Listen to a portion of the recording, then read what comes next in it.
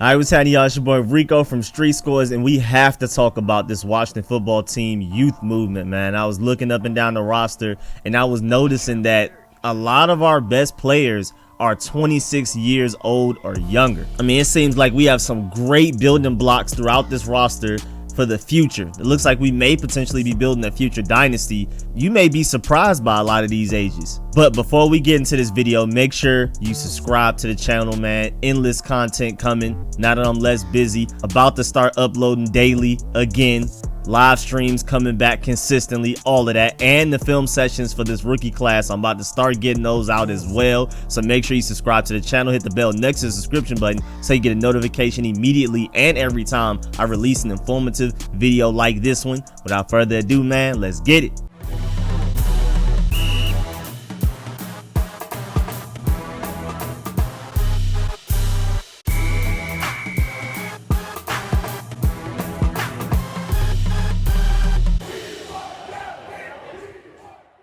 All right, so first of all, even just this rookie class that we just had from this 2021 draft, that's obvious. But I only want to point out the guys who are going to more than likely contribute a lot and very early, like linebacker Jamin Davis, drafted in the first round. He's 22 years old. Samuel Cosmi, who may take over that starting right tackle spot early on in this season, maybe even by week 1 if he impresses enough in training camp. He's 22 years old. Benjamin St-Juste, a surprise for me, honestly, I'm not gonna lie, may end up starting as the second outside corner. He's 23 years old. Dyami Brown, he's gonna ball out early on. I wouldn't be surprised if he ends up becoming the #2 receiver over Curtis Samuel. He's 21 years old. John Bates, as of right now, is our projected starting tight end 2. He's 23 years old. And Dax Milne, pure slot, and his return ability on top of that may end up being a dark horse to make this roster, even over somebody like Adam Humphries. He's 21 years old.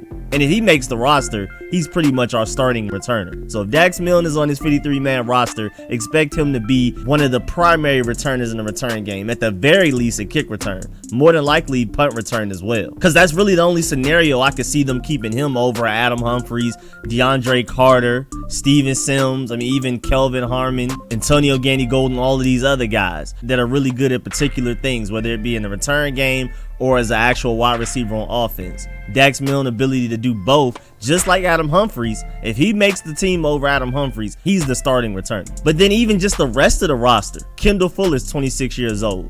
He was our #1 corner last year. If Benjamin St-Juste is going to end up being as good as it seems like he will be after OTAs and minicamps, Kendall Fuller will be our starting slot. Like I keep saying, he's a good outside corner, but an elite slot corner, and Benjamin St-Juste's development could potentially move Kendall Fuller into the slot, which would make our secondary elite. Because a lot of teams have maybe one really good to great corner. Some teams have 2, but if Benjamin St-Juste is enough to move Kendall Fuller into the slot, we have 3. Then one of the biggest leaders of the team, Jonathan Allen's only 26, captain. Terry McLaurin, another captain, only 25, potentially a top 10 receiver in the NFL. I think he's the best receiver in this division. It's between him and Amari Cooper.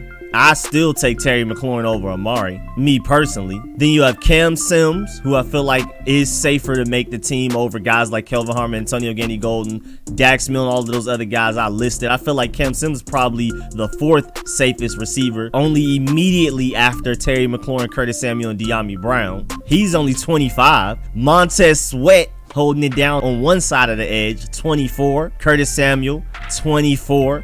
Cole Holcomb, potentially our second best linebacker after Jamin Davis, 24. Tim Settle should be starting on another team's defensive line. He's only a depth piece here, 23. Deron Payne, you can argue it's between him, Chase Young, and Montez Sweat, who have the highest defensive ceilings on this team. If they're just able to fully develop into the athleticism and the natural given gifts they were born with. He's only 23. Antonio Gibson looking like he's about to be the next Christian McCaffrey. He's only 22. Cameron Curl, Mr. Playmaker himself, only 22.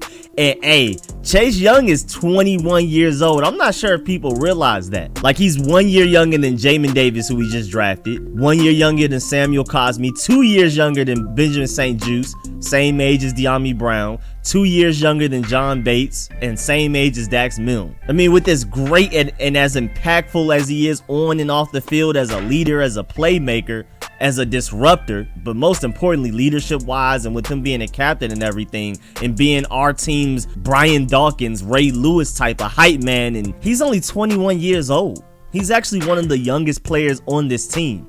In fact, he was the youngest player on this team until the draft came. In fact, he was one of the youngest players on this team, maybe even the youngest, before this draft class came in. And don't forget his high school friend, undrafted free agent rookie running back Jared Patterson. He may also have a strong impact on this team early on. He's only 21 years old, same age as Chase Young. And some people think Taylor Heinicke is way younger. I mean, some people are probably at this point in the video like, what about Taylor Heinicke? He's not 26 years or younger. He is 28. He is actually like the same age as Derek Carr. Him and William Jackson are 28, so that's not necessarily old, but they're not 26 years or younger. But still, that's relatively young, so you can even add them into the youth movement as far as these building blocks we're building for the future. Because Taylor Heinicke, if Ron Rivera honestly gives him a 100% fair QB battle in training camp and allows him to work with the ones against the first team defenses, I could definitely see him winning that QB battle over Ryan Fitzpatrick. So our starting quarterback of potentially the future could end up being 28 years old, and our number one corner 28, along with everybody I already listed. Our two starting linebackers, a couple of people on the starting offensive line, all of our starting corners, all of our starting wide receivers, one of our tight ends, the majority of our defensive line, the best defensive line in football, and then a playmaking safety in Cameron Curl. Most of these guys are 26 or younger, and all of these positions I just named are 28 and younger. That is crazy when you really take a step back and look at it. Like, we're really building this team to be great long term. The only thing in the way is money and contracts, but we don't have to expect any of these guys to, one, get worse in any way. Number two, if anything, all of these guys I've listed in this video are only gonna get better and are just now reaching their primes. Again, Chase Young is 21. He's not even entering his prime yet. He's still a baby as far as the NFL goes.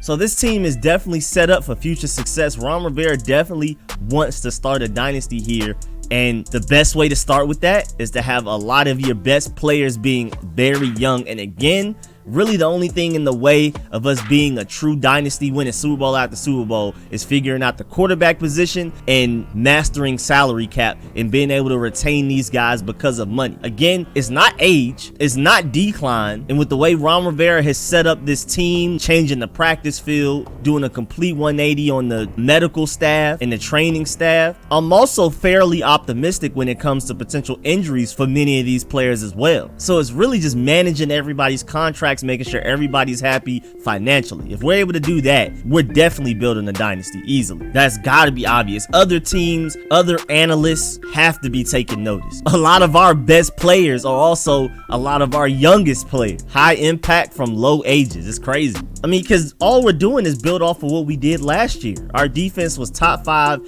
in many box score statistics, as long as advanced statistics. And all we did was add more talent, younger talent as well at the same time. This offense is about to be crazy explosive, whether it be Ryan Fitzpatrick or Taylor Heinicke throwing the ball. I like what Ron Rivera is doing. I'm peeping.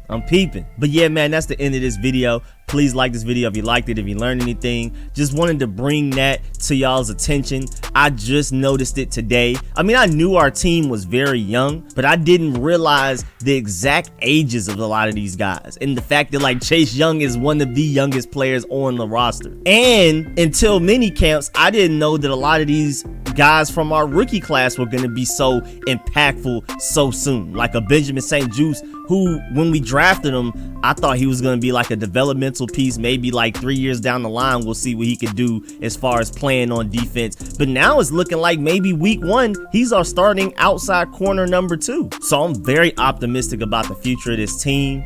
And again, like I already said, one of the biggest keys to building a dynasty is for a lot of your best players to also be some of your youngest players. Again, we're gonna have to figure out how we're gonna pay a lot of these guys, but we have step 1 down: build through the youth. But man, definitely make sure you subscribe to the channel, hit the bell next to the subscription button so you get a notification immediately and every time I release an informative video like this one. Again, get in the comment section and let me know how you feel about everything discussed in this video. And as always, man, I really appreciate all of the support out there from all of y'all, man. Big shouts out to everybody that donates to the channel. Big shouts out to all of my sponsors, especially my Pro Bowl sponsors, whose names you see scrolling on the screen right now. And a special shouts out to my one All-Pro sponsor, Jaden. Man, I really appreciate all y'all, man. Big time for real. Like I said, consistent and endless content coming, daily uploads, and the consistent live streams 2 a week. So make sure y'all get ready for all of that. I'll catch y'all later.